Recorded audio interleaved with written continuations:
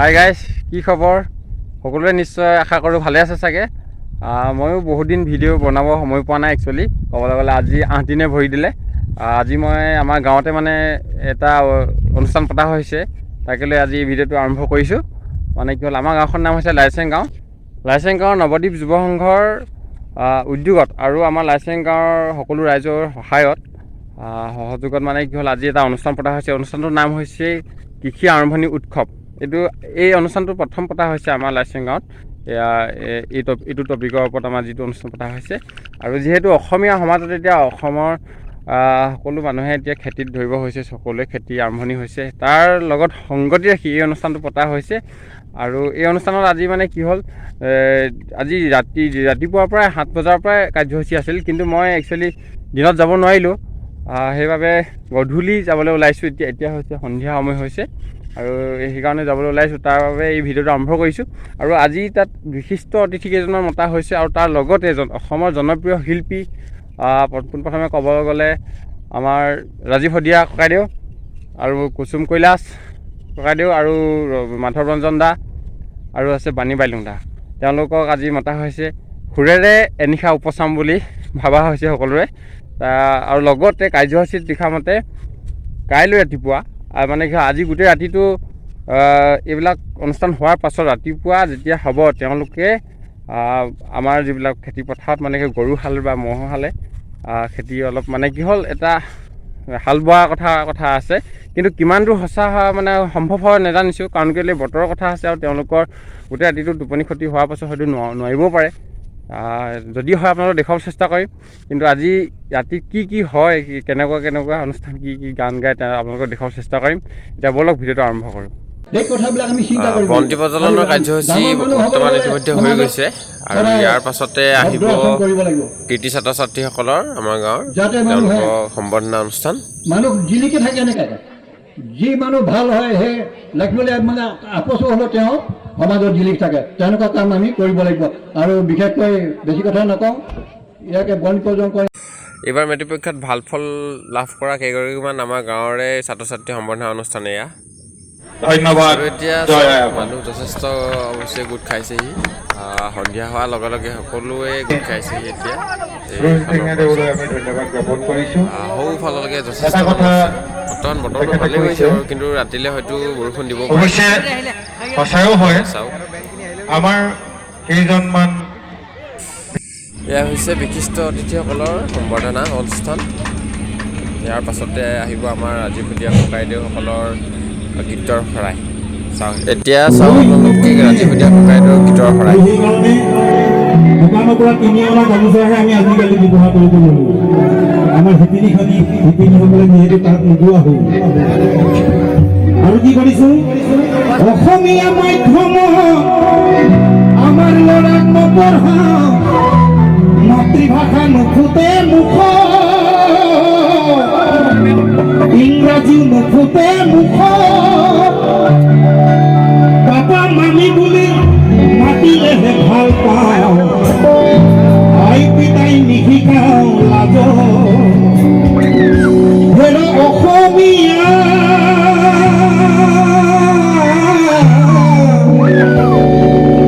Durga দীপাৱলীয়ে কঙালীক চেপিলে, new year আহি ভোগালীক ৰাখিলে, পশ্চিমৰ বতাহে ৰঙালীক চেপিছে, অসমীয়া জাতি আমি কোন দিশে, অসমীয়া জাতি বাৰু কোন দিশে, লুইখন ধৰিলে বেকাৰে ধৰিলে যাব, পশ্চিমৰ বতাহ ফুবলৈ বলিছে, তাৰ গান ৰাখিছ অসমীয়া।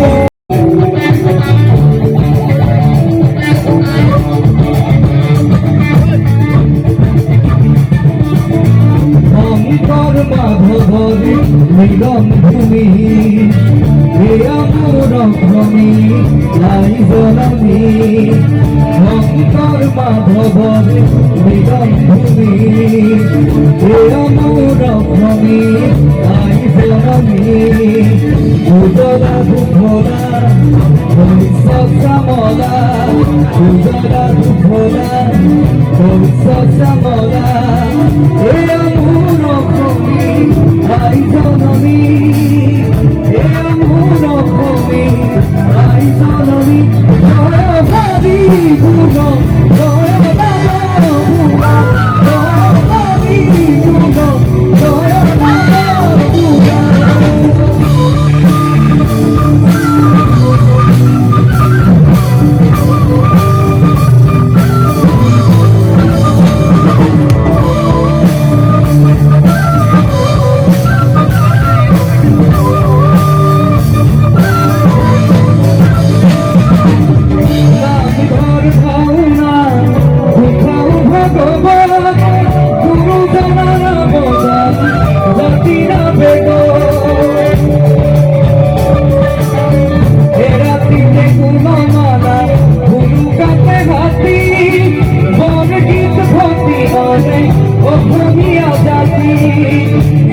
পতরে ভরান বহু হৃদয়ে ফুলতল নাগাদাও ইতিহাসে হাসি পতরে ভরান বহু হৃদয়ে ফুলতল নাগাদাও ইতিহাসে সোনালি পাতে পাতে